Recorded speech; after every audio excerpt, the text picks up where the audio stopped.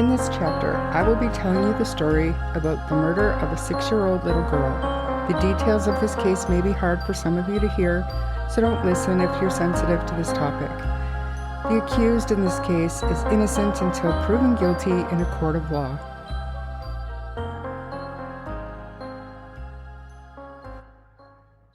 Hello everyone, it's just me again this week. Hopefully Bree will be back soon, but for now, it's just me, and I don't know what it is lately, but I've been covering a lot of these cases where parents and step-parents are murdering their children. We had the case of, Megan Boswell, and then we had Gannon Stock recently. Our last episode was about the Chris Dorman case, and all of those parents, so-called parents, murdered their children. This week, I decided to cover this story because of, mostly because that Bella deserves to have her story told. And another part of it too is the video of her stepmom or her dad's girlfriend walking down the street with this wagon. It's haunting to me. So I think after this one though, I'm starting to kind of get a little bit sensitized to these kinds of cases. So I was going to wait to do a big case until Bree got back, but I think maybe later this week I'm going to tell the story of a bigger case. And but for now, let's get into this story about little Bella. When 6-year-old Bella Fontenelle's 7-year-old sister Aria woke up in the morning of April 26th, she was super excited to find that she'd been paid a visit by the Tooth Fairy. She couldn't wait to share the news with her little sister Bella, but when Aria and her dad walked into Bella's room, they found Bella's bed was empty. So Michael Fontenelle, this is Bella and Aria's dad, thought she might just be hiding, so he checked inside the comforter. She was not there. They checked all around the inside of the house. They went outside. They looked all around the outside of the house, in the yard, and around the property. But after realizing that both Bella and his then live-in girlfriend, Hannah Landon, were both missing, Michael filed a missing persons report. So putting together the hours leading up to Bella's disappearance, recent court documents say that Bella's paternal grandmother, so that would be Michael's mother, picked up Bella and her sister from school on April 25th and took them to get a bite to eat, and then they all went over to the library. After that, they dropped dinner off to their dad Michael at his work, and then Grandma brought the girls home to the house that Bella's dad shared with Hannah. And then Grandma also helped them have their baths and put the girls to bed before she left the house at around 7:30 p.m. She said there had been no sign of trouble between Hannah and either one of the girls, otherwise she never would have left. Police responded quickly to the missing persons report, and after searching Michael's home and neighborhood, they went over to Bella's mom's house, whose name is Jennifer. She was only a couple of blocks away, but sadly, the search for Bella ended at around 7:30 a.m. when police discovered that the little girl's battered body was stuffed into a bloody 12-gallon chlorine bucket that had been left in the front yard of Jennifer's home. Later that night, police discovered surveillance cameras that seemed to capture Hannah pulling the wagon with the bucket behind her.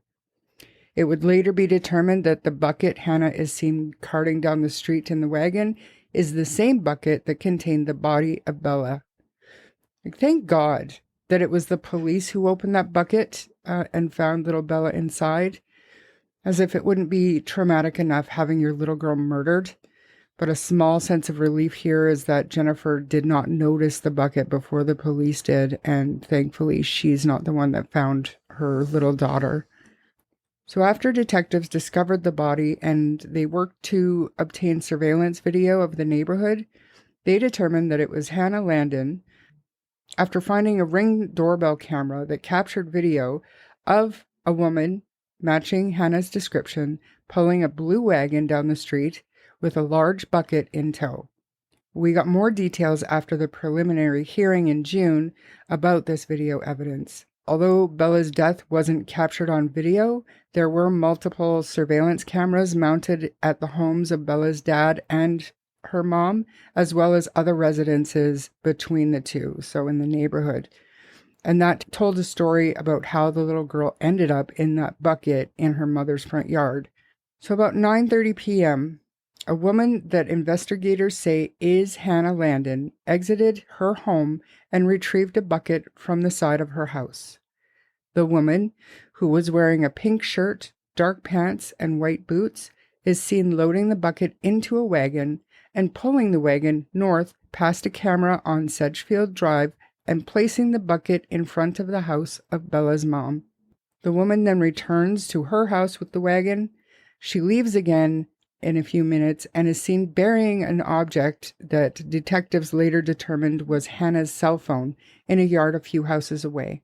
Now, because the phone was buried, investigators couldn't ping it while they were out searching for Hannah, but after it was recovered, they discovered that she had used the device to search the internet for criminal defense attorneys just before she hid it. So basically, she did what she did to Bella. She loaded Bella up on the wagon, walked her over to her mother's house, dumped the bucket, walked home, went in her house for a few minutes, did these searches for a criminal defense attorney, left her house again, and went a couple of doors down and buried her cell phone. Hannah Landon ended up showing up to the police department around midnight looking for transport. She wasn't a suspect by this time, obviously, that was pretty early on, but the police say that she looked distressed, and she asked the police if she could make a phone call. All she said was that she was having family issues.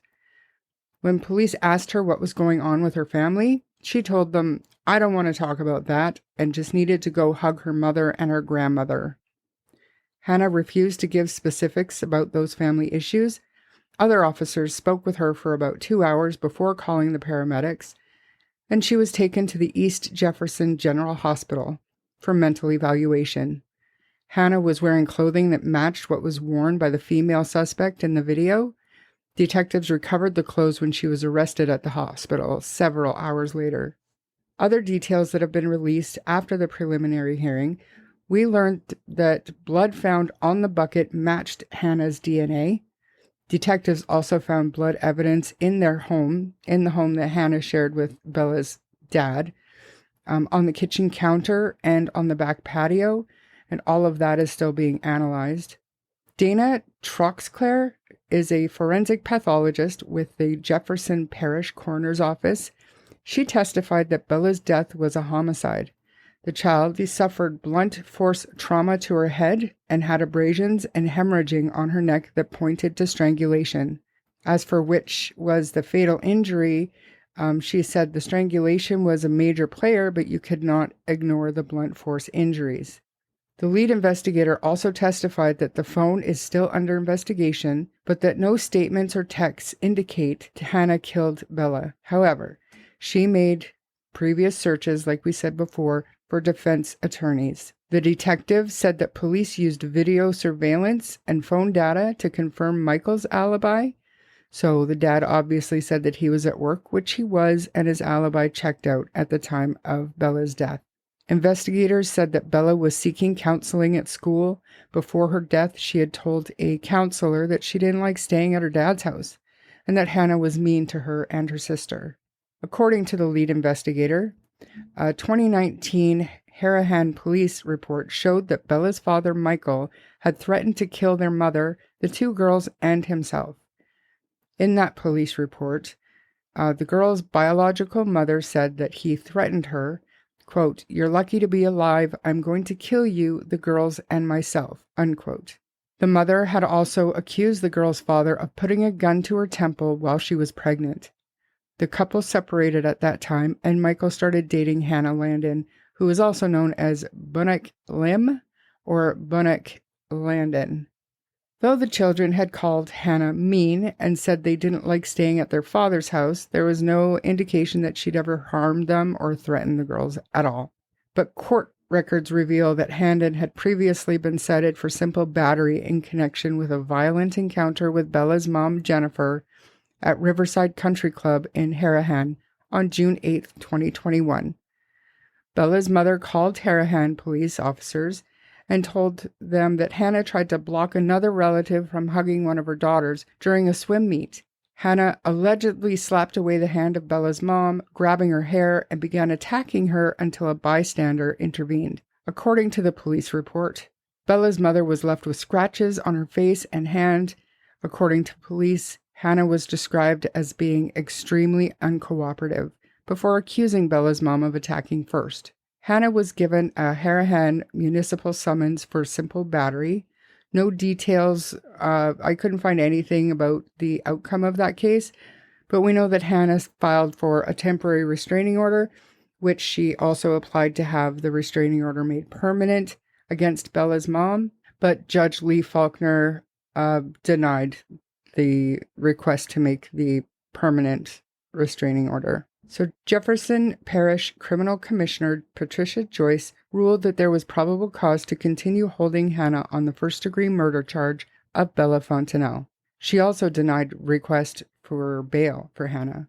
There are other family members involved, and she considers the defendant to be a danger to the community. She said it also appears that she has limited ties to our community and therefore would be a flight risk. And so Hannah sits in jail, and we wait for the trial date to be set. My heart and my prayers go out to the family of this little girl. This is such a senseless incident, no matter what the findings are. It's just so tragic.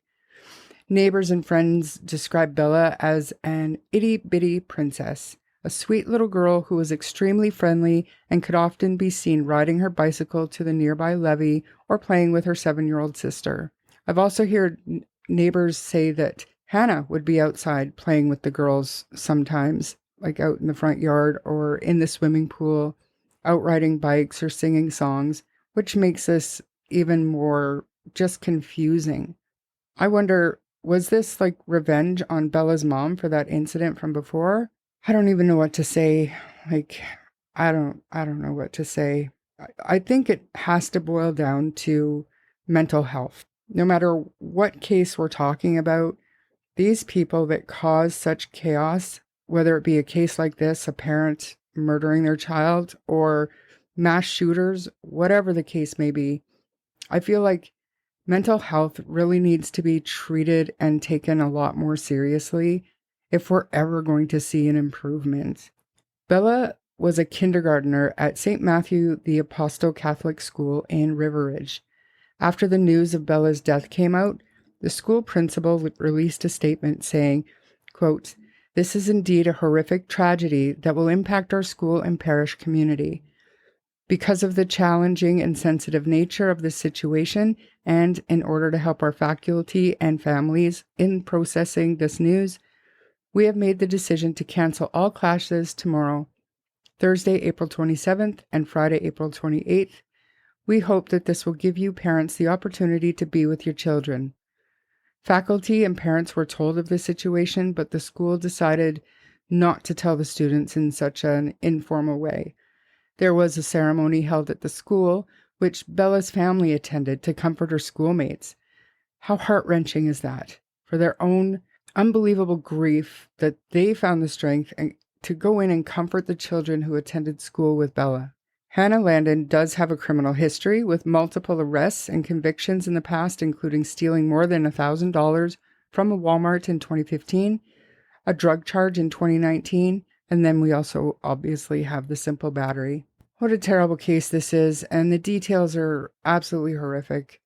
We don't know everything yet, obviously, but what causes a grown-ass woman to beat and strangle a 6-year-old little girl and basically stuff her little body into a bucket and dump it on the front lawn of the child's mother's house? Can you think of anything more horrific? I can't. We went over the Gannon Stock case not long ago.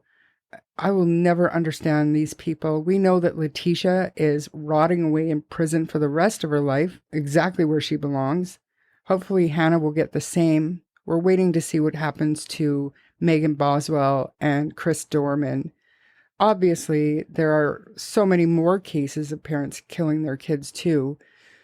So many. Too many to mention here. And like I said in the beginning, I'm not sure that I'm going to be able to keep covering these cases right now. Because it gets to you after a while. I'm just wondering, like, what is going on in our society? Is it happening more often now, or are we just hearing about it more often because of social media? I don't have the answer, but no matter where the answers lie, like I said, it has to boil down to the mental health on some level. I don't know. It's such a sad case, and I hope Hannah rots in prison where she belongs. She's innocent until proven guilty, I get it, but she deserves to spend the rest of her life behind bars. I don't know if this is a death penalty state. I hope it is, and I hope she qualifies. I will keep you posted, though. I don't think there's going to be enough information released to warrant an entire episode, but if there's any news released or anything like that, I will share it to our Facebook. And once we have more information, or if the trial happens, I'll make sure to let you know. We'll do a follow-up episode when the trial does happen. But for now, let's put a bookmark in this one. Thanks so much for listening. Hopefully we can have Bree back soon. It's definitely not the same doing a podcast solo, but everyone needs a vacation now and then. Thank you so much for sticking with me. If you enjoyed this episode, please subscribe to the podcast and share it with your friends. If you don't mind giving us a 5-star rating, it'll help our show grow. You can also find us on Facebook and YouTube at True Crime Story Podcast, where the discussion can continue. If you wish to contact us with case suggestions or requests, you may do so via email at truecrimestorypod@gmail.com. So until the next chapter, bye.